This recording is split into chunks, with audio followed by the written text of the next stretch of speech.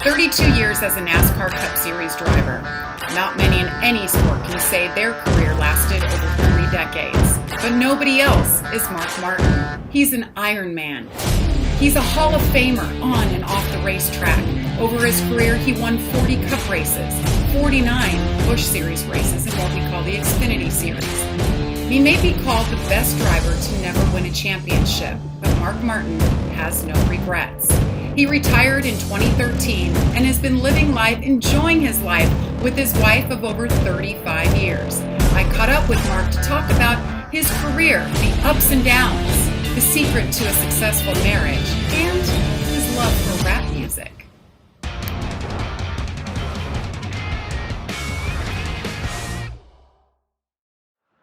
Mr. Mark Martin, it has been entirely too long, but it is so nice to see your face. How are you, and how is Arlene? How are you guys holding up in this wild time of quarantine? Well, we've held up pretty good. I've stayed really busy, which has really saved me because I would be going crazy sitting at home. Arlene has done really well. She started to get a little bit stir crazy, I'd say a couple weeks ago, but we've done well, and we're healthy, and life is good. That is great. It's so good to see your face. And I know that you're in Montana right now, correct? Is that someplace that you guys typically visit every year? We kind of started a new thing last year. We're hanging on the west side for a while. We're doing winters in Southern California and summers in Montana. When not traveling, we do travel a lot in the motor coach, and we sold the airplane because we just never used it. We got to where we were going everywhere in the coach, and whenever you park that thing, you're at home. No matter Right. where it's at, and we've made a lot of really cool friends, and I'm really embracing another chapter in my life. 40 years, there was laser focused on racing, and that's all there was. And I loved that's what I did. I mean, that was what made me who I was. But when as soon as I quit driving and I kind of lost touch with what was going on, it you know it was just time for me to develop another chapter. And I've really enjoyed making friends and doing the things doing things different, kind of reconnecting with the person that I was before I started racing, really the kid that I was, because I had to figure out Mike Skinner told me, he said, he said, it'll take you a year to figure out what's going on. It's pretty, it's pretty tough when you first quit. And I didn't miss racing for that first year at all, but I didn't know what to do because I didn't have any hobbies other than lifting weights, and I do that in the morning, and then that's done. And I'd never had any interest in anything else, so it took me about a year to really reconnect with the who I was before all that stuff started. And I like to work on things. I like to fix things. I really enjoy fixing things and working on things and making things better. So I'm kind of Mr. Fix It around the house, and um, I really love working on a motor coach. It's something that I can still work on because it's not so. I mean, it has a lot of electronics, but there's a lot of mechanical stuff still in these coaches. It's hard to believe, Mark, that it has been, 6.5 years now since you got out of that race car. And you mentioned hobbies. I mean, is there anything else that you've picked up or things that have sparked your interest that you just simply didn't have time to do before? Not really. I just started working piddling, working around the shop, and fixing things at the house and fixing things at the shop and working on the motor coach and working on the tow vehicles. And I'm have always liked really clean, neat, organized stuff, and I detail all our vehicles. And I'm I'm pretty psycho about my stuff. I mean, I learned a ceramic coat everything, all our vehicles, all the way to the door jambs, the motor coach, I ceramic coat the roof, the top of the slide outs, air conditioner, everything. Um, I'm just, I like detailing stuff, and you can take I can take a dirty vehicle and detail it. And when I finish and stand back and look at it, it just it makes me feel good that you've taken something that was nasty and made it all sparkling and like new again. I love that you've taken that from what you did in a race car. You were so particular about your race car and how that's kind of transferred to your personal life. You like to take care of things and still make them bigger and better. I can't wait to see pictures of this motor coach. Yeah, I've done I just got a new one. Just about, I guess it delivered 2 or 3 weeks ago. The coach I had before that was 3 years old, and I spent 3 years perfecting that coach, and it was unbelievable. Made carbon fiber parts and pieces for it, and just did all kinds of things. Tuned up the engine a lot and made it where it would go up mountains. I couldn't take that 35 miles an hour going up a mountain. So I figured out, I found some guys in St. George, Utah that can really make these things run. And so we've done that. And I get on up those mountains more like 50 now, 45, 50 miles an hour instead of 35. Once a racer, always a racer, right? I just, I am what I am, and I'm an odd character with a lot of issues, and the way I deal with those is the way I always did. It's work.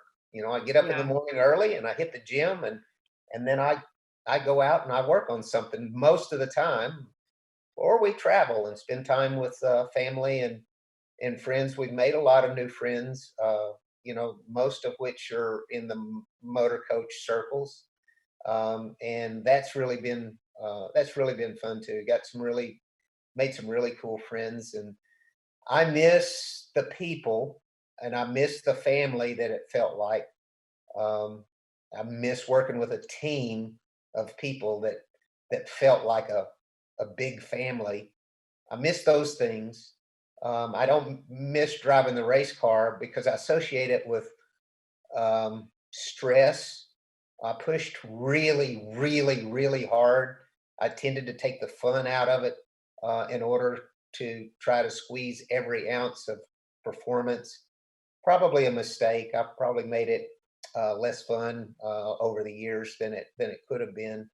But I look back on it and I cherish the time that I had, the opportunity that I had to work with some of the greatest in NASCAR history, greatest people in NASCAR history. I got to work with them, learn from them, race with them, um, and it's you could convince me that I dreamed all that I really didn't get to live it, that it was just a dream. Well, you said it. I mean, 35 years in the Cup Series. I mean, who can say that in this day and age that their career will last that long? How did it last that long for you, Mark? How did you stay involved and so focused for that long? You know, it was just it was who I was, and I was really dedicated to fitness and health and fitness, which had to have helped with the longevity. I think it really helped in the earlier years of avoiding serious injuries, um, because we didn't have safety equipment, and I had some pretty bad crashes, pretty hard crashes. But I think it helped in a lot of ways, and I worked hard and I studied hard. Um, and I've laser focused. And I always felt like I knew more about what was going on at the racetrack or with the race cars or whatever than the people that I raced against. That was my Hmm. edge. My edge was to know more about what everybody's doing. I paid attention to back marker cars. I would watch and see what they would if they were doing something different, and I thought they were running better than they should be. Then I'd be start thinking about, well, I got to try whatever it is that he's doing different. I mean, I've always paid attention, looked around, and I was dedicated to it, and it was who I was. It was part of who I was. Um, but it was hard. It was a grind too, and and that's why I'm enjoying my life, my second chapter. so much. It's just incredible. Um, I'm so blessed to be able to do the things that I'm doing now and live the life that I'm living and live another chapter. Mark, you raced against some incredible people, like you said, the best that's ever raced. You've also had some incredible teammates as well.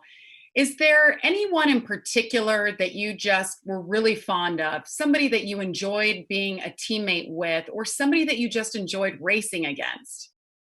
Well, Jeff Burton, had to be the best teammate by far of anyone ever. Jeff earned his way and earned his respect. Jack hired him into Roush Racing and formed another team and put that team separate of the two teams that were in Liberty and let Jeff sort of guide the ship to a major degree. And Jeff never tried to take any knowledge or anything from the six car. He only tried to give. He only tried to bring something to the six car that would make it better. And you know, heck, that makes you want to help him. And Jeff Burton's the smartest guy, one of the smartest guys. He's the smartest racer that I've ever known. I would ask Jeff to help me if I was going to do anything. If I was going to, if I was going to play a baseball game, I would say, "Hey, Jeff, how do we do this?" I mean, the guy's just really a smart guy. I did have the great fortune of, everybody knows I really like Matt Kenseth a lot, and but I enjoyed being teammates with Jeff Gordon and Dale Jr. and Jimmy Johnson and all the different guys. I mean, Kurt Busch and so many others. They were all great teammates, but Jeff Burton, he always tried to bring something to the table instead of take something and not give back. He always tried to make all of our cars go faster, not just his car. And that really, that really stuck with me. Well, speaking of Jeff, they just announced a few weeks ago the nominees for the class of 2021 for the Hall of Fame. Jeff's name is on there, Dale Jr.'s name, Carl Edwards, who was a longtime teammate of yours. Who do you think makes it in the class? I don't know who makes it in, but Jeff Burton would be an obvious guy that I would vote for, although I don't have a vote. But while we're on that subject, I think that I want to acknowledge Larry Phillips. Yes. Most people in NASCAR don't know who Larry Phillips is, but if they did and knew what he did, he'd be in the Hall of Fame already. And I learned at age 17 from Larry. He spanked me and Rusty every week, and I learned that I could beat Larry if I made my car good enough. And that was a valuable lesson, because then when I started racing against Dick Trickle, it was the same thing. Dick would outdrive me, but I could still win if I made my car good enough. Then I raced Earnhardt. Same thing. Earnhardt outdrove me every week, but I got I beat him once in a while, and I beat him because I made my car that much better to be able to do it. And Larry's winning percentage is something like 88% of every NASCAR regional race he ran for how many years. It's phenomenal. And Larry should be in the thing. Yeah, I'm glad that you said that, because there are a lot of names that people who are voting now didn't know in that era. So it's nice to hear those stories, those personal stories of what people have done and how they've contributed to the sport. Yeah. Yeah. So Mark, do you ever turn on the TV and watch a race? Oh, I'm a huge fan. I never miss a race. If we're traveling or something, I play it on the radio, or if I'm out of socket, I've got Twitter up and I'll follow all the journalists. I'm highly engaged as a fan. I mean, I've got a Twitter account, Instagram account, both, and uh, and Twitter is a great tool to follow racing. And so, yeah, if I can't watch it, I listen. If I can't listen, I follow it on Twitter. Or sometimes I have Twitter up and one or TV or the radio on as well. I love racing. I love racing. I love watching it. I just don't have any desire to compete again because I associate it with the things I explained to you. One was my edge was I felt like I knew more than anybody else. And when I raced, I could go anywhere and get in any car and go. I mean, like right now, I didn't have to tiptoe around or whatever. I went, man. I switched off when I got out of the race car. I switched that off, and 3 months later, I didn't feel like a race car driver anymore. I don't feel I don't have that. It's not in Wow. me. I don't spin my tires. I don't drive fast. I don't care about. I've moved past that. It's not something I only liked racing because I was good at it anyway. I mean, I was in school. I was terrible basketball player, terrible football player, not very good baseball player. I couldn't do anything. And I got in a race car and I was pretty darn good from the start. That's why I liked it because I was good at it. And the only thing besides the people, all the media and all my friends and all the competitors in the garage area, the one other thing that I do miss is being good at something. That was really special for a long time, and I was really blessed to be able to feel like I was pretty darn good at it. And I miss that. I miss I miss seeing that lighted scoreboard with my Mm. car number on top. That's something that it's just a little thing, but when you walked out of the garage area, at 5 or 6 o'clock, and you looked up and your car number was on top of the board, practice, qualifying, right, it didn't matter. When that car number was on top of the board, it made me feel good, euphoric like. And I don't ever, I probably will never experience that feeling again.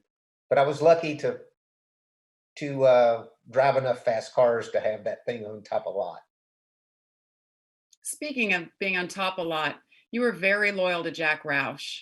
You guys had quite a unique relationship, very close. Do you ever talk to him anymore? I do. I talk to him some. We don't keep super close, but we do keep in touch. Um, and um,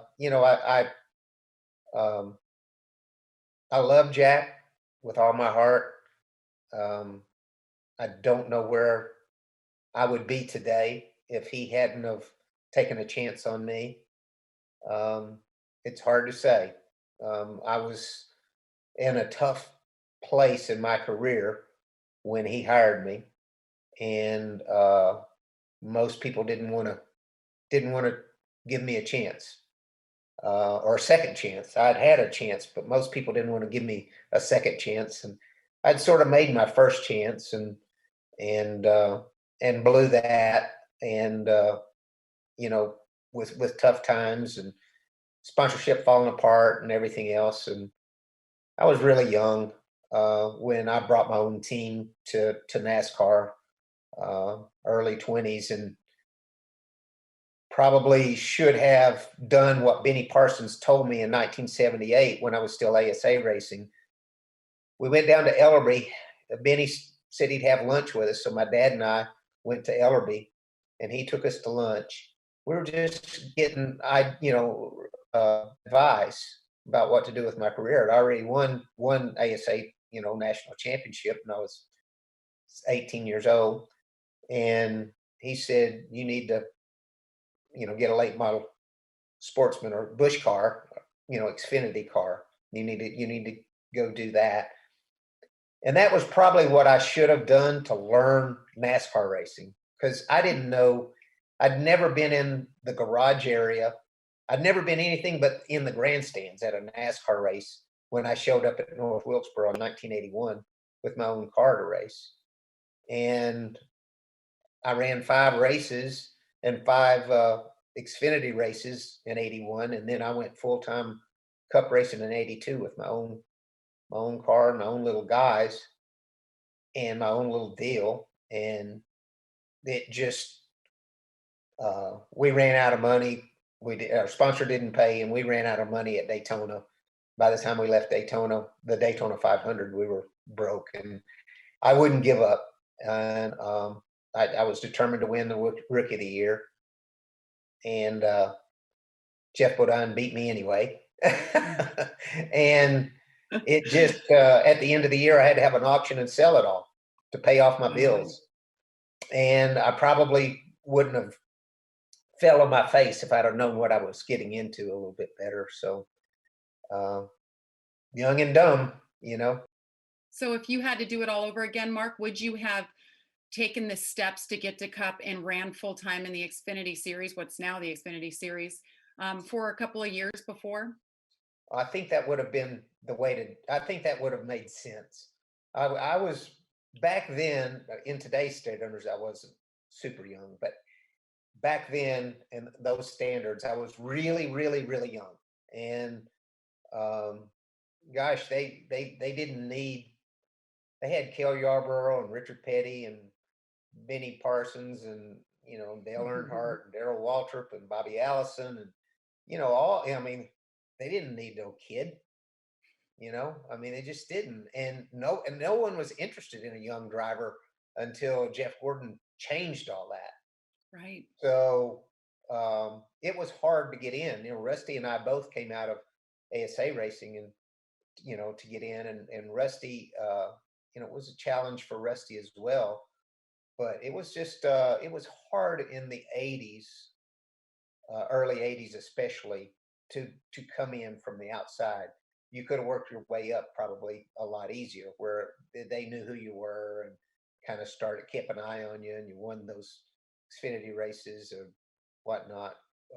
But I wouldn't change anything, because I wouldn't be the same person that I am today if I hadn't failed. That beat down that I took in 1982 was important to me. It changed who I was. And I wouldn't want to know who I would have been if I had won races and just went right straight to the top. I wouldn't be the same humble guy that appreciates the underdog. I'm a huge fan of the underdogs, and I just wouldn't be the same person. And Jack Roush, if it wasn't for Jack, I don't know. I don't know. I don't know how things would have turned out. Well, you were a hell of an Xfinity Series driver in that time. You look at your stats. Mark, one thing I didn't realize is that in all of the years of you jumping in and racing in that series, you only raced one full-time year, and you ended up winning 49 races, second most all time, just behind Kyle Busch. It's so impressive. Yeah, we just had really, really, really fast cars. We did it part-time, but I watched those cars really closely, because I could define those cars. I could only encourage my Cup cars. I could encourage the direction, but I couldn't define them. Those Busch cars or Xfinity cars, I could define. And so I watched them really close, and I used all the knowledge that I could learn from and have from everything from Cup racing and from other Busch teams and stuff. And I just we did it part-time, but we did it right. And the cars were just, they were stupid fast. And it was a lot of fun. It was very important to my career. There were times when I don't know if I would have made it with Jack. Jack and I didn't have all roses. We had struggles, and tough times with each other and with our team and with team, whatever. And there were times when we didn't run good in Cup, and I don't know that I would have made it. I don't know that he wouldn't have fired me if I hadn't have been able to go out and win. And I could go out and win in those cars that I was defining, Hmm. and that kept me going. When we would have a dry spell in Cup, people would still believe that I could do it, and would put us to work on something besides firing a driver. I think there's something to that in this modern day, don't you? I mean, these guys, if they're struggling on the Cup side and they can go over to Xfinity and hop in a car and get the win, I think it gives them that confidence that they were lacking. It does. It helps them, but it helps the people that work on their other cars, because they look at that and say, "Well, what's wrong? If we're if it's not him, I mean, he can win those other races. Why are we running so bad here?" And sometimes it helps you evaluate your program a little bit, and keep you from getting down on a driver. It's not easy to do, but if you can cross over and you can go win, winning is big. And it was always the Yeah. main thing that I focused on. Yeah, I wanted to get a championship, but I wanted that because everybody thought you were supposed to. You Hmm. know, Winning races was the deal. If you won races, you wouldn't get fired, you wouldn't lose sponsors, you would succeed. And that's that was my big deal. Was just like I got to win races, and I love running 12 to 16 Busch races a year, and we'd win a good piece of those and run really good. And if we could get some wins with the Cup car, that would be great too, and that would keep you in business. That's an interesting take, and it's 100% true, I believe. But over your career, Mark, people, and still to this day, they'll refer to you as the best driver in NASCAR to never win that championship. And you just mentioned it. Are you okay with the fact that there were some that got away? Yeah, I mean, you know, you're talking to a guy that never won one.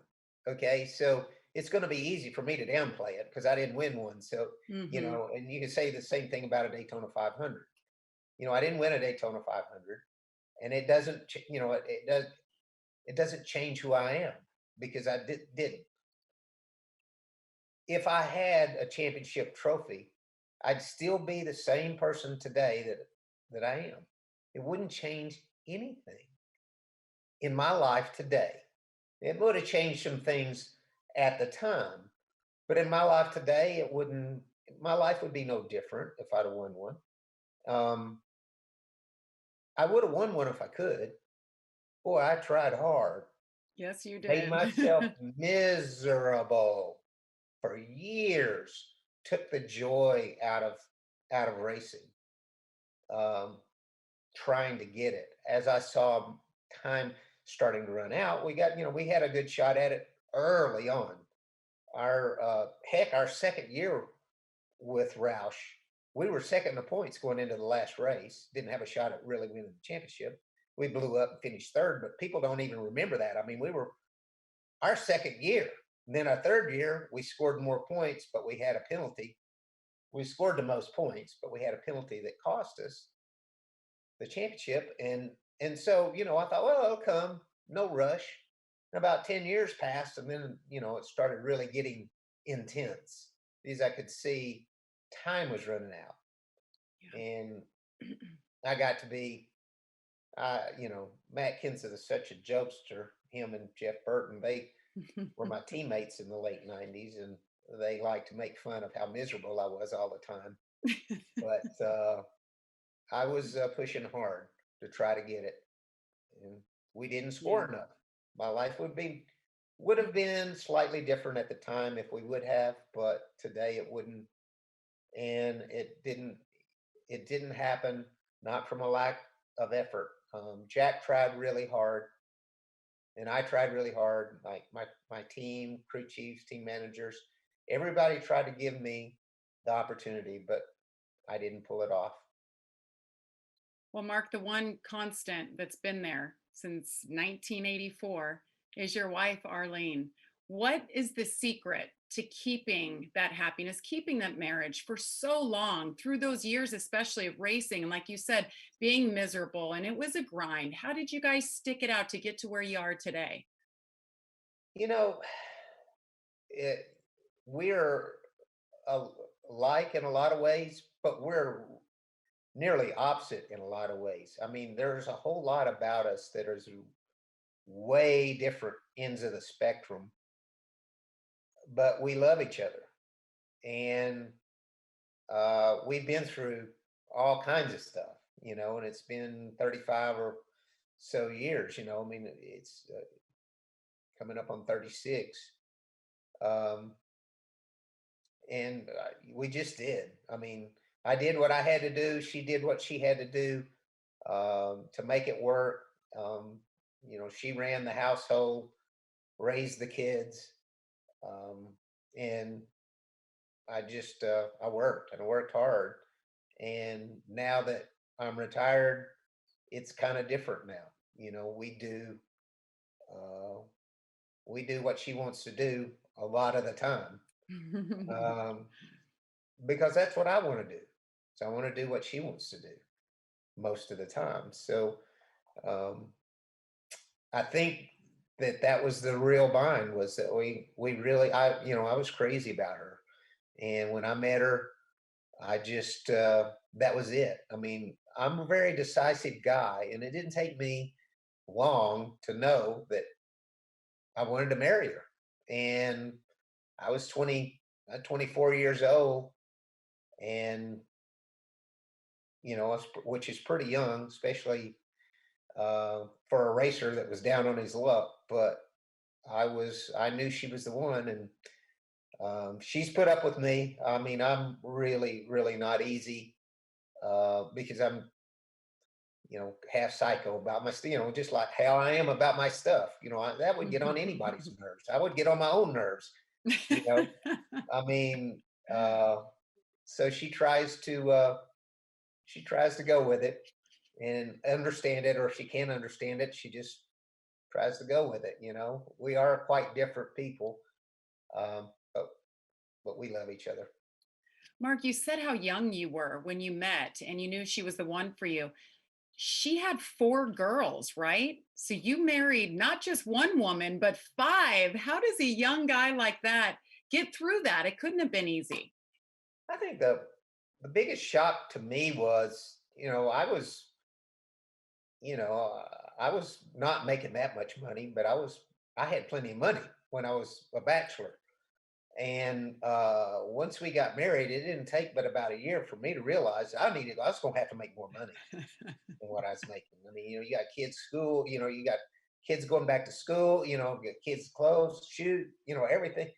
And uh, I figured out after about a year that I was going to have to step up my game, and that was part of the reason why I looked back toward. I had left NASCAR and went back to Wisconsin and started my career all over again, and figured I'd race ASA cars for the rest of my career at that point.